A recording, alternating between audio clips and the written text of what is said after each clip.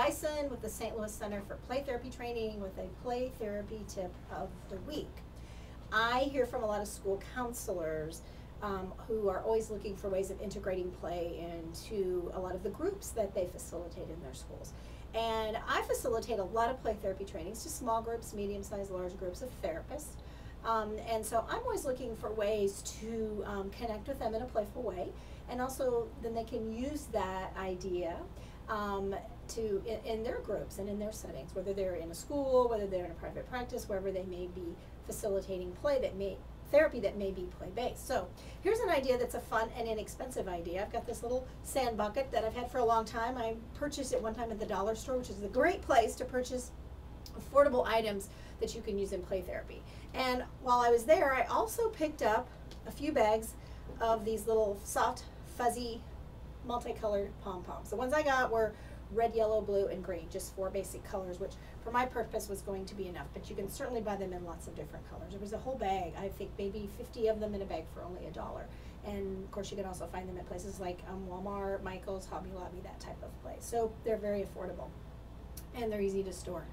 They don't take up a lot of space. So what I would do in a group setting, whether it was with kids or teenagers or adults, is we would pass this around and they wouldn't look in, they would just put their hand in and pull out a colored pom-pom. And after everybody got one, we would go around the room and we'd take turns, and I would say, who in this group has picked a red pom-pom? And so whoever had a red one would raise their hand. And I would ask everybody who picked a red one to share something that maybe they saw someone else do today, if you were meeting near the end of the day. If it was early in the day, you would say, what's something that you saw someone doing yesterday that caught your attention? You could certainly use any kind of questions. I'm just using that as an example. And so everybody who had the red pom-pom would share that. And then say yellow, I might say, share something that happened to you today that made you smile. Blue might be, say, something that happened today or something that you saw today that you didn't like. And green, for example, might be something new. Whoops, that one just went flying. Something new that you learned today that you didn't know before. So you could certainly gauge the responses that you're looking for on the tone of that group, if there's a particular theme for that group, or more specifically, the age level of the participants in that group. And at the end of that, they would get to keep it if that was an option. They're so affordable, I usually let them keep it. It's a nice little fidget toy if they need something fidgety, and like when that one went flying out of my hand before, if it would be used by a young child to be tossed at someone else in the group or tossed at you as the facilitator, it's not going to hurt anybody. And they're probably not going to get into too much trouble for tossing a pom-pom. And you know, sometimes kids like these.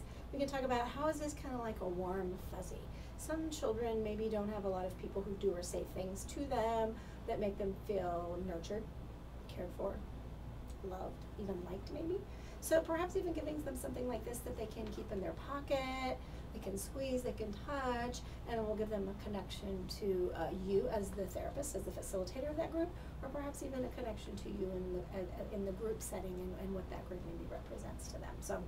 So head to the nearest craft store, head to the dollar store, pick up some pom-poms, come up with some questions that are that apply to the group that you facilitate, and use it as an opening activity, use it as a get-to-know-me activity. If you'd like to learn more about play therapy, I encourage you to go to my website, stlplaytherapy.com. Primarily, the St. Louis Center for Play Therapy Training offers play therapy hours that you can take, training hours that you can take to apply toward play therapy credentialing to become a registered play therapist. A lot of people also take the classes because they can accrue continuing ed hours that they can apply toward accruing licensure or maintaining their licensure. Here in the state of Missouri, both the LPC board and the LCSW boards do recognize APT credit hours for licensure renewal purposes. So on our home page here, we've got social media buttons all the way across the top: Pinterest, YouTube, Facebook, LinkedIn, Blogspot, and Twitter. You can find me on all of those various social media sites. So I'd love to connect with you. I love hearing from therapists across the country. Sometimes I hear from therapists in other parts of the world as well, who either have questions about play therapy or want to say, hey, here's something that I'm doing. I thought you might be interested in that as well. So I am interested. I want to connect with you, and I look forward to hearing from you soon.